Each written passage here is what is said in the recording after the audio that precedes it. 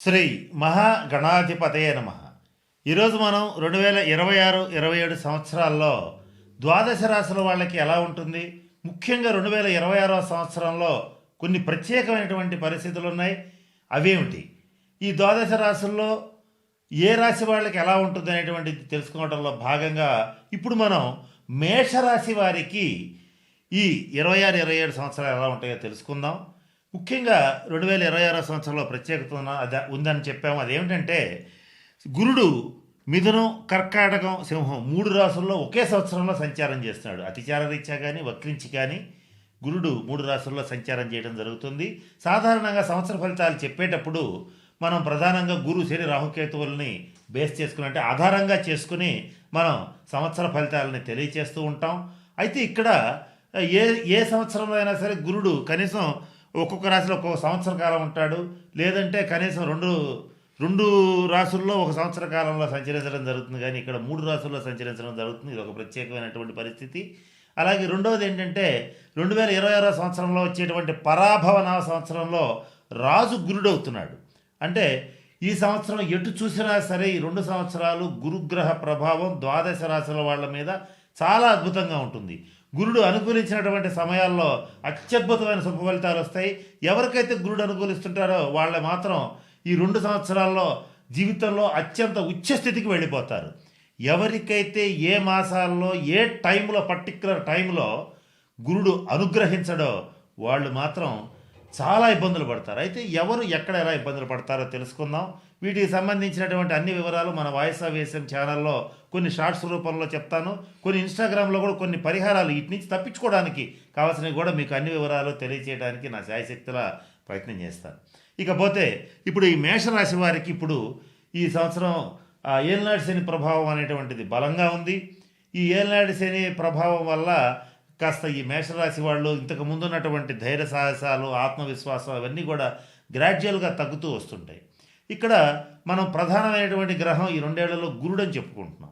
ఆ గురుడు 2026 జనవరి నుంచి జూన్ వరకు, అంటే జనవరి, ఫిబ్రవరి, మార్చి, ఏప్రిల్, మే ఈ 5 నెలల కాలం కూడా గురుడు తృతీయ స్థానంలో అనుకున్నంత శుభ ఫలితాలు అయితే ఇవ్వడు.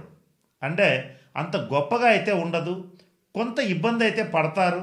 మరి ఏ రకమైనటువంటి అంశాల్లో ఇబ్బంది పడతారంటే సహజ సిద్ధంగానే మేషరాశి వాళ్ళకి కొంత ధైర్యం, పట్టుదల, ఆత్మవిశ్వాసం చాలా ఎక్కువగా ఉంటాయి. ఏదన్నా సరే ఎవరైనా రెచ్చగొట్టారనుకోండి, తెలియకుండానే వాళ్ళ మీద కొంచెం పంతం పెంచుకుంటారు.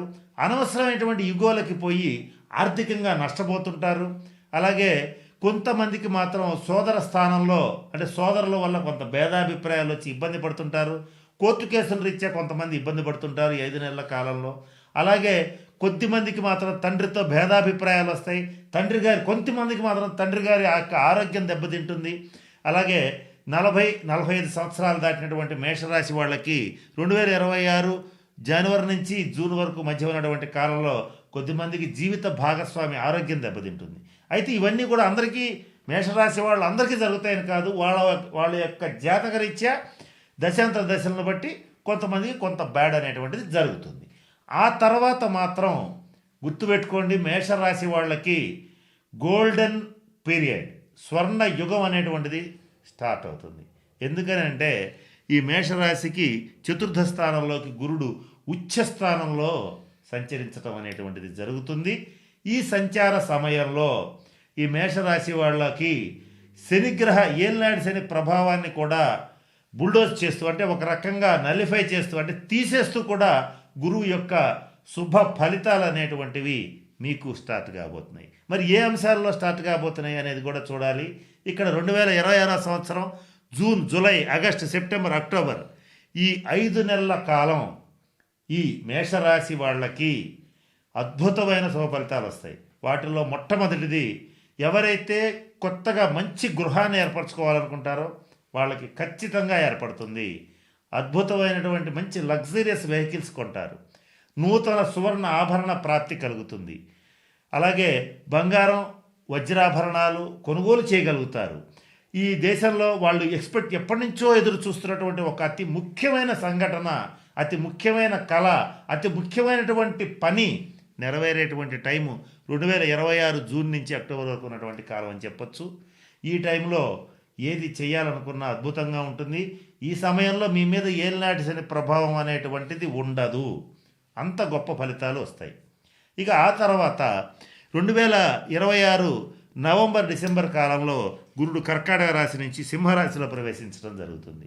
ఈ మేషరాశి నుంచి ఈ పంచమ స్థానంలో ఈ గురుగ్రహ సంచారం ఏదైతే ఉంటుందో దీని ప్రభావం వల్ల ఈ మేషరాశి వాళ్ళకి ఇష్టదేవత దర్శనం కలుగుతుంది.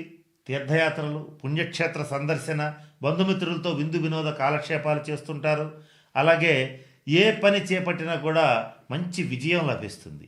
ఈ సమయం చాలా అనుకూలంగా ఉంటుంది.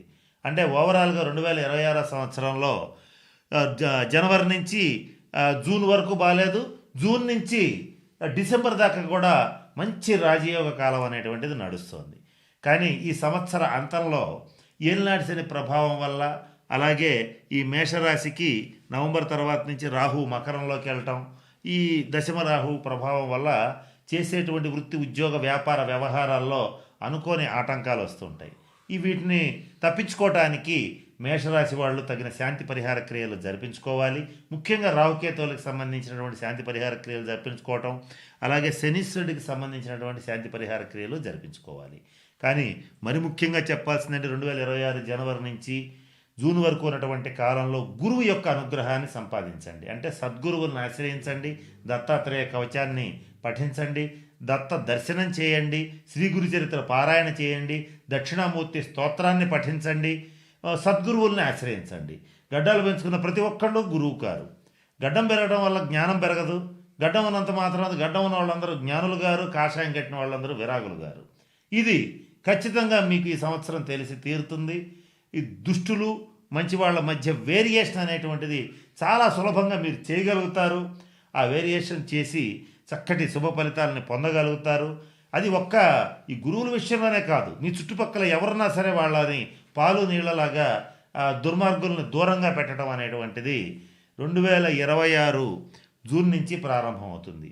అయితే ఇక్కడ మీకు ఈ సంవత్సరంలో ఒక ముఖ్యమైన గమనిక చెప్పాలి. ఏంటంటే ఎవరైతే మిమ్మల్ని అనవసరంగా పొగుడుతున్నారో, సందర్భంతో పని లేదు, పరిస్థితులతో పని లేదు, మీరు చేసే పనులతో సంబంధం లేకుండా మిమ్మల్ని ఎవరైతే అతిగా పొగుడుతున్నారో వాళ్ళ విషయంలో కాస్త జాగ్రత్తగా ఉండండి. వాళ్ళ విషయంలో ఈ 5 నెలల్లో దెబ్బతింటారు, జనవరి నుంచి మే వరకు ఉన్న టైంలో. కనుక ఈ ఒక్క విషయంలో జాగ్రత్తగా ఉండండి, మిగిలిన సమయాల్లో బాగుంటుంది. ఇక ఆ తర్వాత విషయానికి వస్తే 2027 జనవరి నుంచి జూన్ వరకు మరలా ఈ కర్కాటకంలోకి గురుడు రావటం, మరల శుభ ఫలితాలు రావటం, ఆ తర్వాత మళ్ళీ సింహంలోకి రావటం. ఏది ఏమైనప్పటికీ కూడా మేషరాశి వాళ్ళకి ఏలినాటి శని పీడ జరుగుతోంది, చాలా ప్రమాదం, ఇంకే ఉంది, ఇంక అయిపోయారు, వీళ్ళ పని అయిపోయింది అనేటువంటి అంశాలన్నింటినీ తోసి రాజని మీదైనటువంటి ప్రతిభతో, మీ యొక్క జాతక బలంతో అద్భుతాలు సృష్టించడం అనేటువంటిది జరుగుతుంది. ఆర్థికంగా ముందుకు వెళ్ళడం జరుగుతుంది, రుణాలు తీర్చివేయడం జరుగుతుంది, పిల్లల యొక్క బాధ్యతలు తీర్చుకోవడం జరుగుతుంది. ఏం చేసినా సరే సమాజంలో గౌరవం పెరుగుతుంది. ఏ రకమైన వృత్తి, ఉద్యోగ, వ్యాపార వ్యవహారాలు చేసేటువంటి వాళ్ళకైనా చక్కటి సువర్ణావకాశం అనేటువంటిది కలుగుతుంది. మీకు బ్యాడ్ పీరియడల్లా 2026 జనవరి నుంచి జూన్ వరకు ఉన్నటువంటి కాలం. ఈ టైంలో ఆటంకాలు ఏర్పడటం, తరచుగా ఇబ్బందులు కలగడం జరుగుతుంటాయి. దానికి సంబంధించి ప్రత్యేకమైన శాంతి పరిహార క్రియలు జరిపించుకోండి. ముఖ్యంగా మేషరాశిలో అశ్విని నక్షత్రం 1, 2, 3, 4 పాదాలు, భరణి నక్షత్రం 1, 2, 3, 4 పాదాలు, కృత్తికా నక్షత్రం ఈ మొదటి పాదం వరకు ఉన్నటువంటి వాళ్ళని మేషరాశి జాతకుల కింద పరిగణిస్తాం. ఈ నక్షత్రాలను కూడా గుర్తుపెట్టుకోండి. ఏ నక్షత్రం వాళ్ళకి ఎటువంటి ఫలితాలు ఉండబోతాయి, ఏ నెలలో ఏం చేయొచ్చు, ఏం చేయకూడదు కూడా మన తర్వాత వీడియోస్లో మన వాయిస్ ఆఫ్ వేసం ఛానల్లో తెలియజేస్తాను. అలాగే ఇన్స్టాగ్రామ్ పేజ్ని కూడా ఫాలో అవ్వండి. దాంట్లో ఎప్పటికప్పుడు మీకు కావాల్సిన వివరాలు అందించడానికి నా శాయశక్తిలో కృషి చేస్తాను. కనుక నేను చెప్పిన అన్ని అంశాలను దృష్టిలో పెట్టుకుని తగిన శాంతి పరిహార క్రియలను పాటించి మేషరాశి వాళ్ళందరూ చక్కగా అష్టైశ్వర్యాలతో, భోగభాగ్యాలతో ఉండాలని మనస్ఫూర్తిగా పరమేశ్వరుని ప్రార్థిస్తూ సెలవు తీసుకుంటున్నాను. స్వస్తి.